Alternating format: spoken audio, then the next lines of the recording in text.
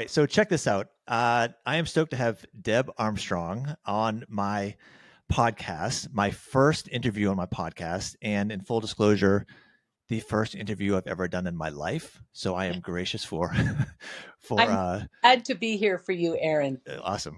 It's the first time, right? It's always gonna be the first time. Yep. This podcast is about Healthspan. It is about Healthspan being the duration of time within our lifespan that we are healthy, active, and vibrant. And in this podcast, I always share things that I've learned through my almost 30-year career as a coach and occupational therapist, an athlete, and middle-aged guy with some various aches and pains and injuries along the way. And what's cool about this episode is I get some help and a different perspective. So we're all in this together. And so it's nice to have some helping hand. And in this episode, we're going to talk about a couple things. I want to talk about kind of balancing the demands of life, the real demands of life as real life continues. I talk about injuries, about motivation, on staying motivated to take care of ourselves, review a little bit about some of the changes that happen as we age, whether we like it or not. Maybe we'll tell a few stories here and there. So I'm always interested to hear some fun stories of past and present. And the goal is to finish with one action item that you can do today, the listener can do today, to perhaps extend their health span. Let me do a very brief review of my friend Deb Armstrong's awesome career in life. So top of the list is Deb is an awesome human being, even though that's not on Wikipedia, but I can promise that is the case. But let's go back to an athletic career that starts off, at least as far as the bigger trophies. Let's say giant slalom national junior champion, giant slalom national champion, giant slalom Olympic champion, 1984 gold medalist at Sarajevo Games, Olympic Games. Deb is an influencer, and I did a little digging here. So this morning, there's almost 75,000 YouTube subscribers. I'm proud to be one. It's pretty cool. And I saw 13 million. Is that a?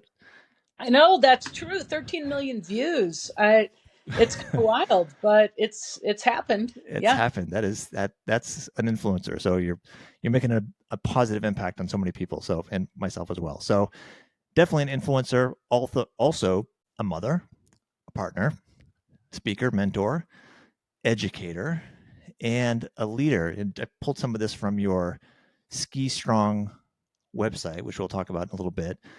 Over the last 30 years, you've served many positions serving the community. Ambassador, certainly in a ski ambassador sort of role. So some of these include ambassador of skiing for Taos Ski Valley. Yep. He had a spot on the PSIA National Alpine Team, technical director for the Steamboat Ski Area Snow Sports School, Alpine director for the Steamboat Springs Winter Sport Club.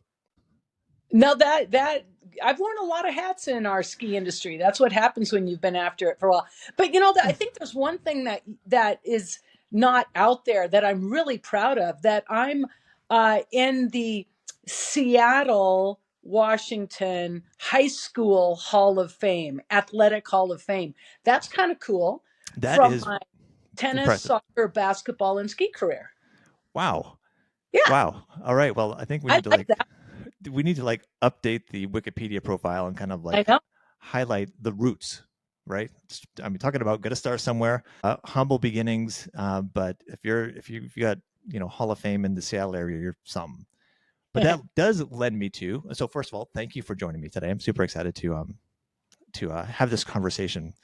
Let's talk a little bit about what is. I've got some words here. I want you to tell me when I say Alpine ski area in Snoqualmie, just an hour outside of Seattle. What do you think about? You think of those ski areas? I think of home for sure.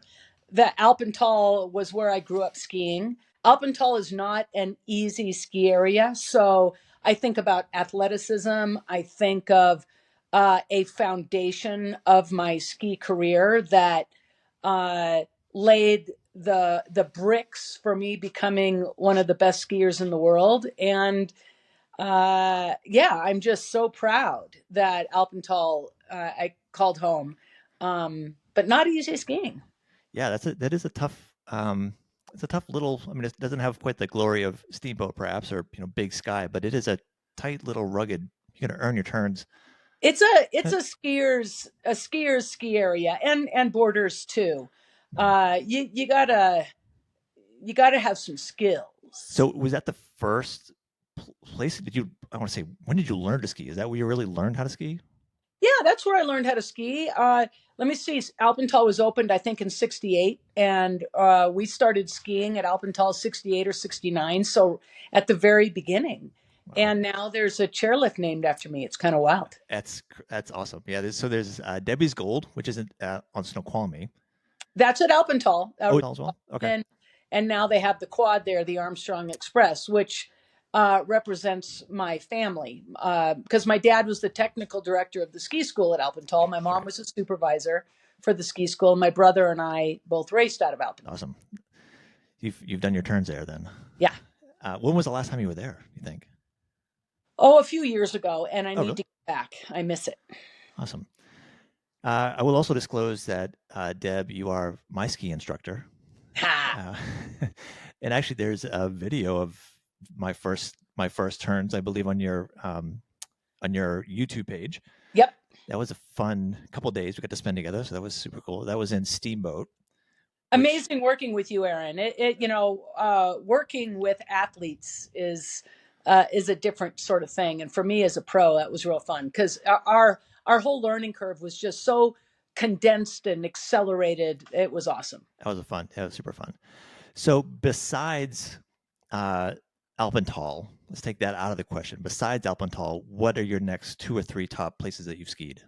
Oh gosh, that has never been an easy question for me Maybe to it's answer. not fair. The reason is because I am such a ski fan that I'm going to find something that I like everywhere on the planet. I appreciate different things from different mountains. Of course, I live in Steamboat. Steamboat's an awesome area. I love Taos, the Taos Ski Valley in New Mexico.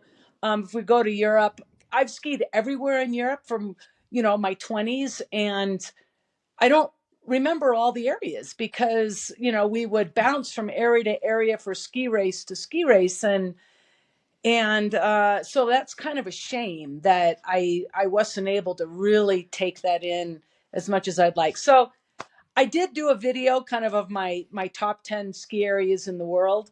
That's on my channel, but that's a hard one for It's a me. tough one. It's a tough one. Yeah.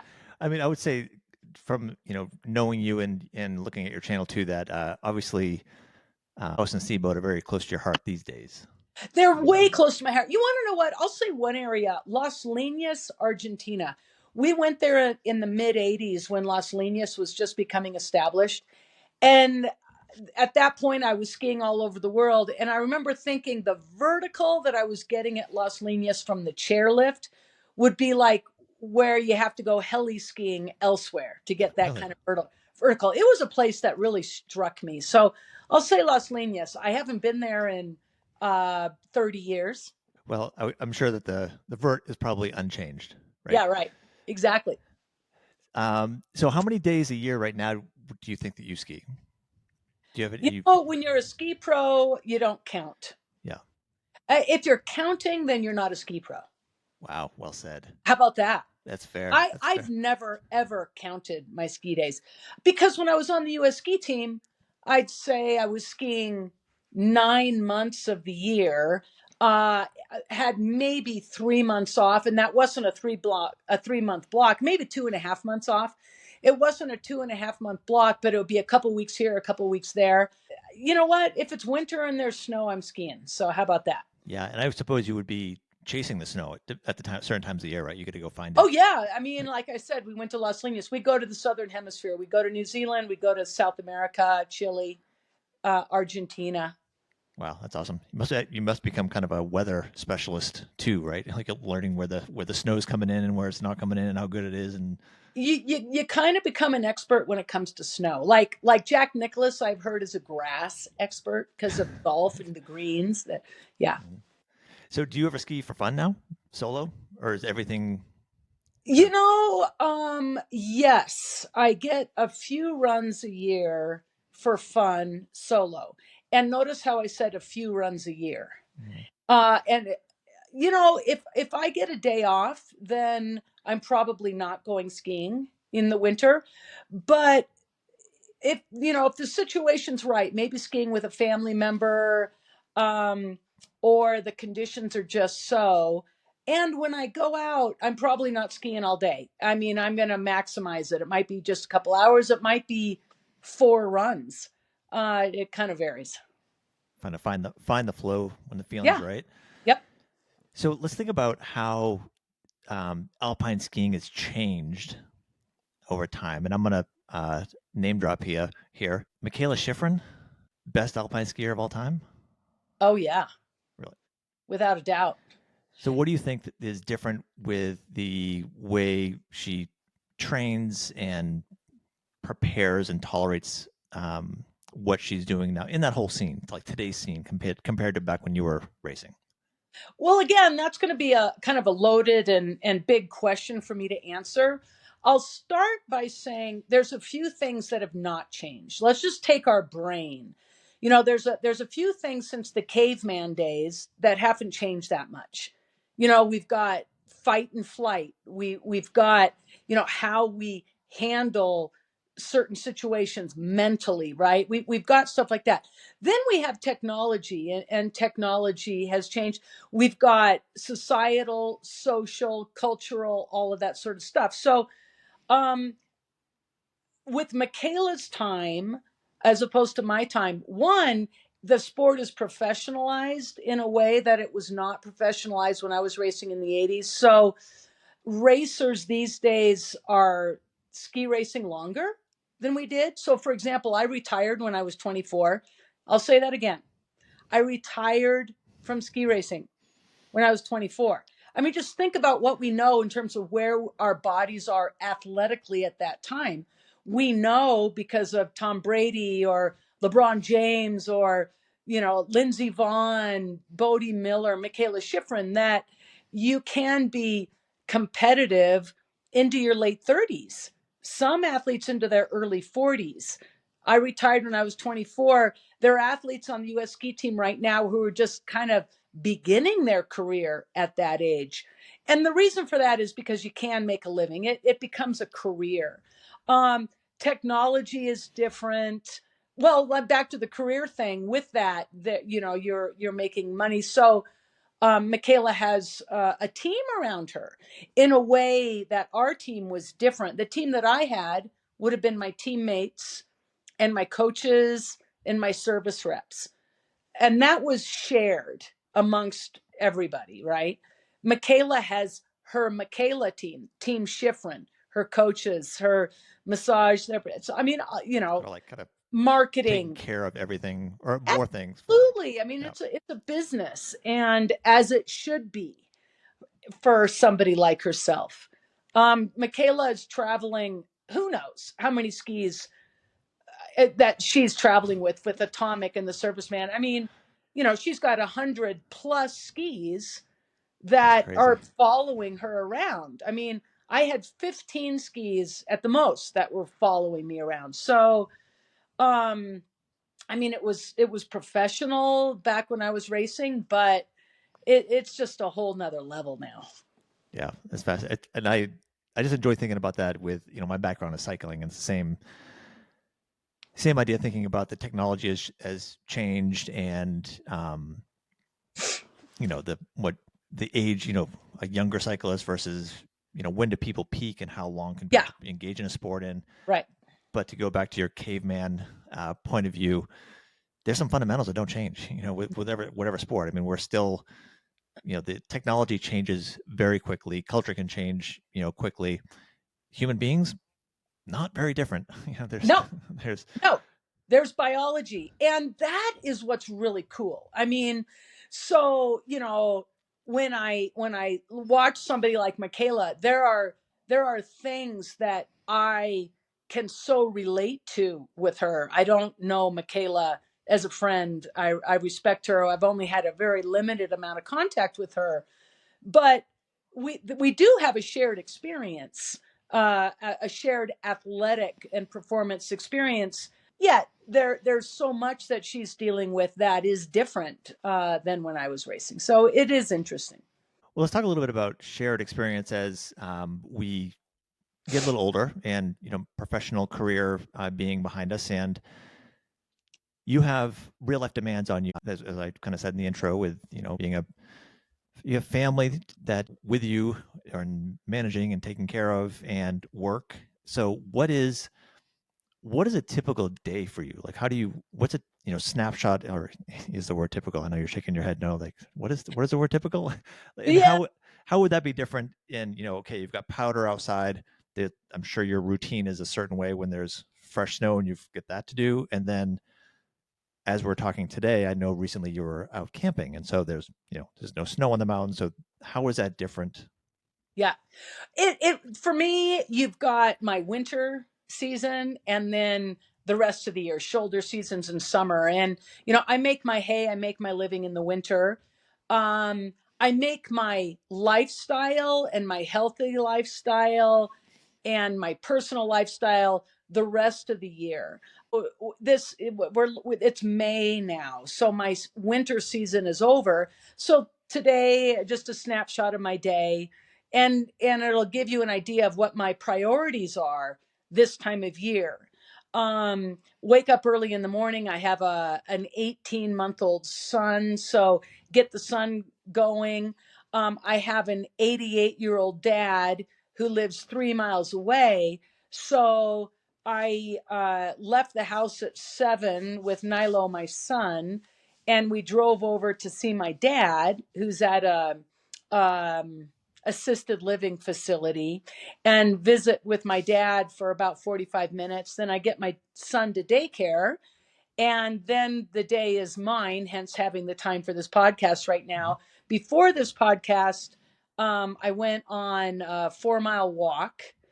And then I had some body work done after that. And so I think that kind of may lead into, what I'm thinking about this time of year, because I am very purposeful right now, as I turned 60 this year.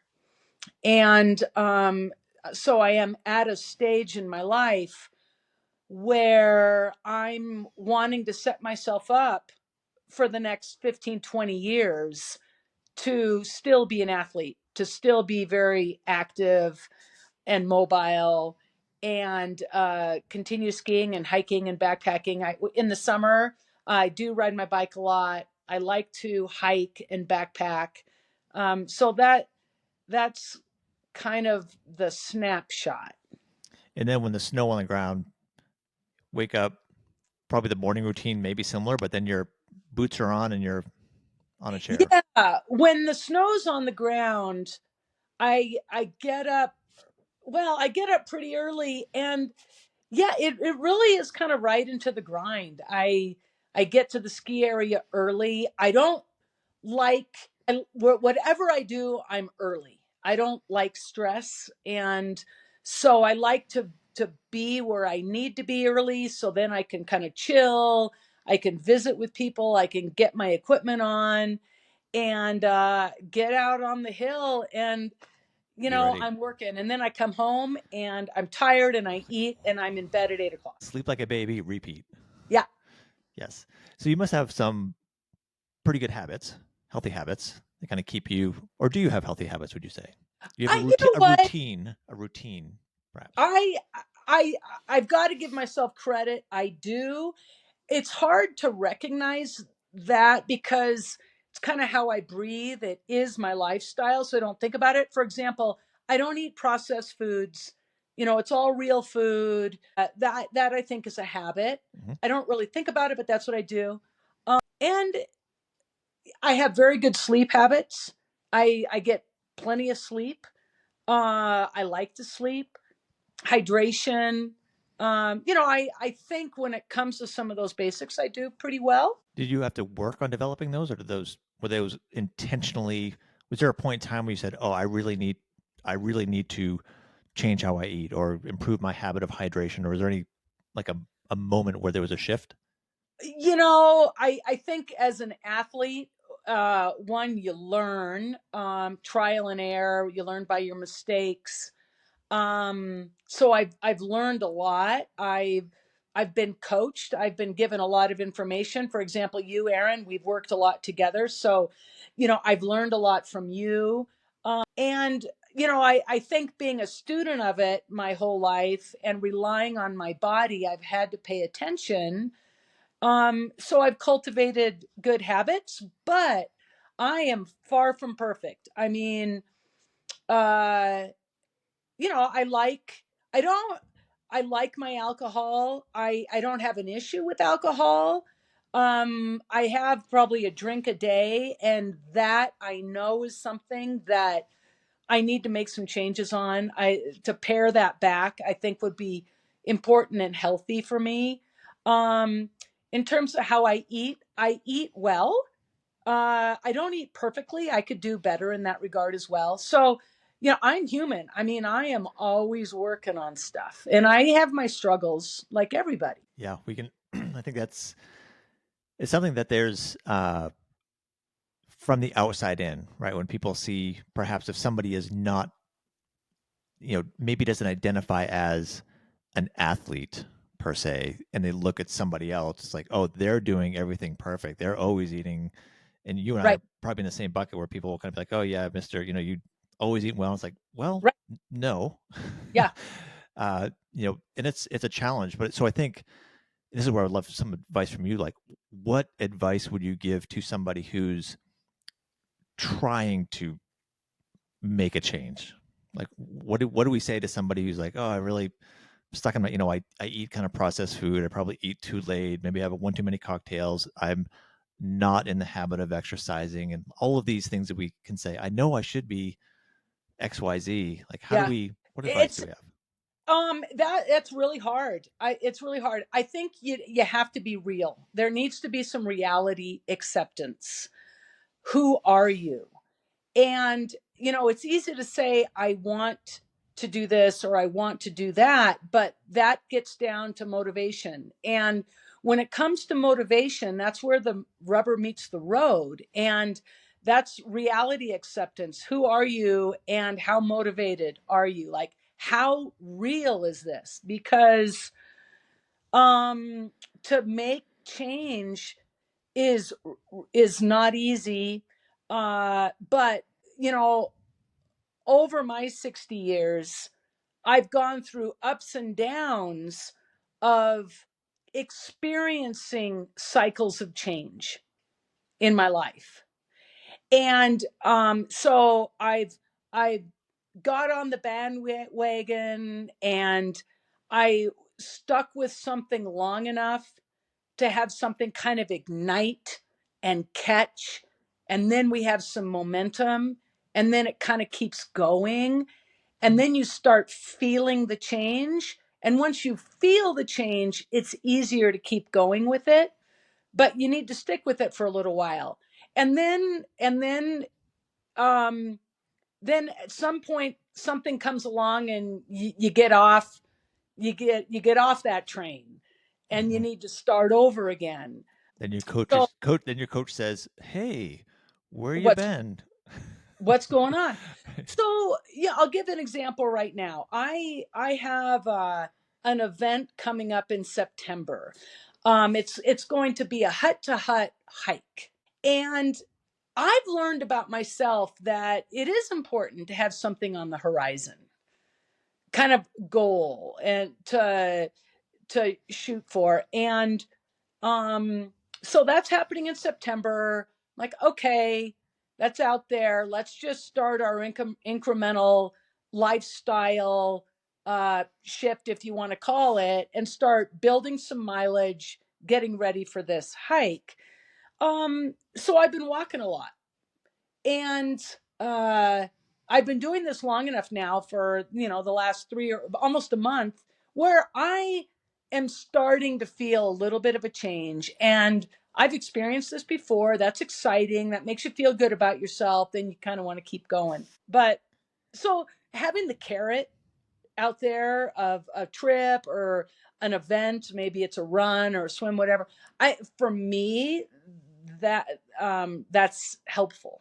Definitely. Yeah, I can relate it being, a competitive person as well. A lot more so historically, but I think for people who are not specifically, I don't want to race or I don't want to sign up for, there's maybe an apprehension to that even having, a hut to hut isn't a race, right? It's like, it's just an event that's a little bit of a stretch from where you're at now. Right. And to have something that's out there on the horizon, you don't need to go from wherever you are today to, organic steamed vegetables, training 8 hours a day, because in next month I'm going to do this. It's like, that's where I think people get, it's not realistic. I mean, the It's best of us who are motivated, it's like, it is just not going to happen that way. no. And to appreciate that big things, and I know this is so cliche, but to be the top of the game, to be as healthy as you can be, to achieve, to get a degree, like these things are like one homework assignment, one question at a time, one walk at a time, one meal at a time. And it doesn't mean, I mean, sometimes the meals aren't perfect. Sometimes you don't get the question, the answer right. And these things are okay, but you need to have like directionally accurate. Yeah, and people I think they do get kind of excited and they tend to go big and make these big changes. And those big changes are not who you are yet. That's who you want to be. Mm-hmm. That's what you aspire to, but that's not you. And to go about your life day to day, moment by a moment as not you is not sustainable. Mm-hmm. Like, you need to become this. And so you do start incrementally because you're becoming something different. You're becoming, this walk and this diet, what you're eating. This is becoming who you are. Yeah, it's not a Uh, finished product. what? It's not a finished product. No. It's still taking shape. You're stirring the ingredients in a Yeah. sense. Yeah. Yeah, and I think that's one thing I try to keep in mind now and try to frame for some of my coaching clients is that the it's that process is who you are in a sense. The More, pro- it's the hut to hut or the race or the whatever is the yeah, it's like the one thing, but who you are is like today, the process, the meal, the decision, the sleep, the I imperfections that we are. It's like, but that's the thing. There just happens to be a date on a calendar, which is great to kind of keep you on point, but it's all the other stuff. Like that's it. That's the thing. that, and I think that's our new slogan, Aaron. Oh, is that it? It's our new Yeah, bumper sticker. The got it. process is who we are. Yes. And Yeah. if you can embrace that, Yeah. and and for example, when we're done with this, I'm going to go get on my bike Yeah. and perhaps have a workout that's not as ambitious or not as VO2 super hard as I in my mind is like I wish I had the bandwidth right now to do that, but I don't. But it's the process of I'm still going to do the thing. I'm still going to get my butt on the bike. I've still eaten well today. I'm still sitting here drinking my water while we're talking, and so I have to embrace that is the win. Like that's the gold medal, pseudo gold medal, if you will, more than I got a trophy next week. It's your in it. It's your in it. I heard of a Kobe Bryant answer to a question a while ago. I forgot exactly what it was, but are you motivated to win or are you motivated not to lose? Or it was something like Mm-hmm. that. And he just said, wrong question. That's not me. Neither one. Like, I'm in it. Win or lose, it's like the process, it's information. And I remember learning that when I was ski racing, that I was training, and I remember one training run, we were timed and I was really fast. So I was all psyched and really, really happy. And then the next run I was slow. And so that chairlift ride, I was all bummed out and it wasn't a good run. And by the end of the day, I'm like, whoa, Deb, stop, get off that high, low train. It's all information. Yep. Just be into the information, be into this process, take it in. And that's I don't know, then it's become you're in it. And just, yeah. Yeah, and it's not really like passing or failing. I think that's what a lot of people are like, oh, I screwed up, or oh, I'm terrible at this. It's like, no, no, no. It's just a data point. It's just, It's a data, I have a it's hard time on a certain data point. days sleeping Yep. well. It's like, did I fail? No, you didn't No fail. way. It just happened. So just, jot it down or track it in however you want. And then the next, get on the ski lift again or do the thing again. And next time, hey, it may be better. Great. Is that amazing? Well, yes, but it's also just another data point. And then you can make decisions. I'm a big, I'm a sucker for tracking stuff and measuring stuff, but no individual thing is perfect and another one is terrible. It's just another thing. It's just another piece of information that kind of like, okay, keeps me on the path. It's a data point keeping you on the path. Mm-hmm. Because today, right now, I'm just on this path trajectory of, yeah. Yeah, And and so it's for me as a 60-year-old, I'm on this path trajectory where I'm thinking about the 75-year-old me, and I'm thinking about it now, and that's sort of a new way of thinking for sure, for me. for sure, and it's interesting. Let's pivot a little bit and talk about injuries. You've for this, and this isn't again sharing anything out of school because on Yeah, social media there's pictures of you with a brace on and I believe a brace on and a baby strapped to you and you're walking on a treadmill, for example. So yeah, exactly. um, you've been banged up a couple times in your career. Hmm. Uh, Yeah, tell me how you've recovered and how you manage, which is a setback, of course. It's, aside from the aches and pains and dealing with that, but it's a little bit of a challenge for the mind sometimes. But how do you navigate injuries today? Maybe compared to what it was before, or do you think of them differently, or if you think back to, is this most recent? You had surgery on your, I think it was I your had wrist. surgery on my wrists and my ankle. Your wrist was fairly Yeah, recent, yeah, right?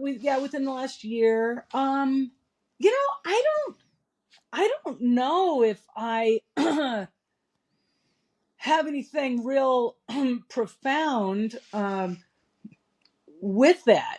Follow your therapist orders. Do Yeah, your do your exercises. be a good patient, participate. I think be a good patient. You know, I just am very in tune with my body. I really try to pay attention. For example, when I I don't take many pain medications even after going through surgeries because I like to know what I'm feeling. I like to know what's going on. I like to know where I'm at. And um I don't know. I'm just in it. Mm. I'm in it. I realize it's going to pass. I just try to eat well and sleep and do my job and be present with my body. And I haven't. I don't know. I remember the first surgery I ever went through. I was might have been 19. No, I was older. My first surgery, maybe I was 21. And anyway, I forgot when. But I remember thinking, I think I'm good at this because I have a high pain tolerance Mm-hmm. and I did what I was supposed to do. And I was really committed to my rehab. Um, I'm also an optimist. So I don't know. I don't know if I'm the best person to answer that question, although I've had a number of surgeries. Yes. Well, it's interesting. I think of I I always bulk together injury and obviously therapy. I'm an occupational therapist, but injury and athletic performance and fitness and health. It's all the same thing. It's just to wear on that. And an injury is you've just overloaded certain tissue. There was an impact or something. So there's a physiological process that happens to heal it, just like there's a same or a unique physiological process to get stronger, to have more endurance, to have more balance. It's just we're trying to change our internal system. And so of course when you're injured or unfortunately if you have surgery, somebody has to go move some parts around or fix something, so therefore your body can adapt as we ask it to. So, that really lends to your physical fitness, your physical capacity, different today than it was 10 years ago, 15 years ago, obviously back when you were competing. So, what do you do today? You talked about hiking. So, other things you do from an exercise way to prepare you? Because if you're on the snow, all winter long, essentially, you don't hop off the couch and do that, or not Yeah, without serious that's risk. right. Well, one, I love that answer you just gave about that athletic continuum and where are you at with that, recovering from an injury or elite performance. It's just, I love that answer. Um, you know, I, I've always been very in tune with my body. I having been a finely tuned elite athlete for so long in my life. I don't know if this is going to answer your question specifically, but a few things that I'm doing now that I'm finding are important. Cause and effect. It's hard to figure out with your body. We've had aches and pains, bumps and bruises, injuries, and then maybe we start compensating. We start moving differently. One muscle becomes stronger, another muscle becomes weaker, and then we have funky movement patterns. And I'm becoming more and more aware that I want to not get too out of whack. I want to find the proper equilibrium. And let's just take my walk, for example. I want a functional gait. And Mm-hmm. I don't want to just walk, but I want a functional gait so that cause and effect, I'm not getting these unintended weird consequences um, where later I've got a limp or I'm hunched over or I've got a weird alignment. So for me personally, I'm really paying attention to that kind of thing. And I am being intentional about some body work.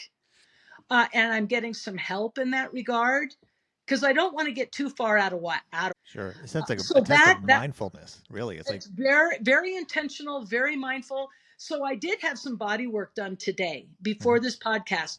After my body work, then I went for a walk. And you may think just walking, but I walked, I don't know, not real long, just 15 minutes after my body work. But every step, I was so intentional about my stride and about my gait because I'm wanting to kind of retrain my body. And I haven't been completely out of whack, but that's where I'm at because I always view myself as an athlete and I want to take care of my body. Mhm. That's great. There is something powerful about literally, I don't say this the right way, but just paying attention, like just being aware of what you're doing. And there's so much of life and so many things that we do that are automatic and we're, habits for better or worse. We kind of go through the motions of things, but even doing routine things just to kind of, you know, focus on what you're feeling, what you're moving. Are you putting more weight on one leg than the other when you're standing up? Do you have a little, wobble when you walk perhaps? Is one leg stronger than the other? Or if you're sitting at your desk like so many of us do, and if you're listening to this sitting in your car or sitting at your desk, like are you sitting up straight or are you kind of hunched over? Like these things, just having that attention to it is half the battle, right? And then you can get into the nerdy part of like, okay, what muscles or what should I strengthen or whatnot. But if you don't know, there's nothing you can do. Exactly. And the other thing about that is you could be as well intended. You could have all the right intentions, but it also is difficult to see yourself. Oh, for sure. And that's where um having a coach, a trainer, or a massage therapist, I mean somebody who's very skillful at what they do so that they can help you identify where these weak spots are. Mm. And that's what I'm doing. That's what I'm working on now. Yeah, having that outside view, we we can't even tell within ourselves. No, Sometimes you can't. I can think back to this is back when I opened up my practice, and we had these like full body length mirrors, And I remember standing in front of the mirror, just kind of see if the mirror was set up right. And I looked at my feet, and I had one foot that was rotated out to the side. So I had ACL injury on one knee, and it's never been perfect since then. And so I had one foot that was kind of just not dramatic, but just tilted out to the side, my uninjured side actually. And so as I was looking at myself, I corrected it, and Yeah. and so in the mirror, I was like aligned, and it felt so bizarre Yeah. to even though like, well, I look right. It's like, oh wow, like I'm, you know, I guess proving the point that I preach this stuff, and I'm the guy that looks at how you're moving and make suggestions and do that. But you being elite athlete, like we need to be somebody else to give check-ins on us because it's Yeah. you can't Yeah. see it, Yep. right? Well, let's. I want you to think a little bit, just sort of like a semi-closing here, but think about what is Deb Armstrong doing in the year 2030, I would- 2035. You mentioned a little bit about, you know, you're setting yourself up today for something, you know, down the road. Like what does that look like 5, 10, 15 years from now? Um, I want to be, I want to have increased mobility than I have right now. And and notice that I said increased, Mm-hmm. that I Not just maintain. not You want maintain, to be better. I want to be better. That's awesome. Um, because if I don't have increased mobility in my hips and my walk and all of that, that I'm just setting myself up to be, my words here, this is sort of harsh, locked up in prison. Mm-hmm. That's harsh, but I want to set myself free. I want more mobility, and just the breath that comes with that. And that's my goal. And so what's increased mobility going to do for me? It's going to, I think I'm going to age more gracefully. I think that I am going to uh extend my ski career more gracefully, For sure. which I want to be able to do. I have a young son, and I want to be able to kick his butt for as long as I can on the hill. True that. Yep. Uh, so that's where I'm at right now. That's that. Can you Those are. visualize that? I mean, do you really think sometimes like you can almost see yourself with your son on the hill? Like I am going to like I can see myself doing that. I mean, you're really Uh, mindful. So I mean, do I you think through that? um. Do I think through that right now? I just think about getting my kid on the hill and Mm-hmm. skiing with him and enjoying that. I have not yet visualized when my son is 8, Right. and I'm thinking by the time he's 8, he will be skiing the whole mountain. That's crazy. And that means down steeps and in moguls, and that means that I need to be going there You too. better be ready. And so yeah, I those are things I think about. That's a fun. If more of us could think, as opposed to like the dread of, I'm on this down slope and I'm, things are getting worse. Like, man, you gotta put that carrot out there, like you said earlier. Like, what is the thing that I can do? And you can be 50, 60, 70 plus years old and still get stronger and Yeah, still improve your mobility and right, improve your balance. I mean, all of right, these things proven that you can improve upon, right. and it just helps to have that, you know, keeping up with your kid in the mountains or your kids or your grandkids or whatever that is. And of course, the challenge is that it doesn't just happen automatically. We have to invest your body work, your walking, your Yeah. exercise. And for me, I need to really listen to what I've said here, and it it needs to be very incremental. It needs to be sustainable, and it needs to be my life. It needs Mhm. to be who I am. Uh and just kind of trust that process, and over time. But I think I'm to the point where I'm really committed to that next chapter. It's not a thing you're doing. It's just who you are, right? It's kind of Trying like, to commit. to who I'm continuing to become. Right. Yeah. Evolving. Still. Evolving. Still.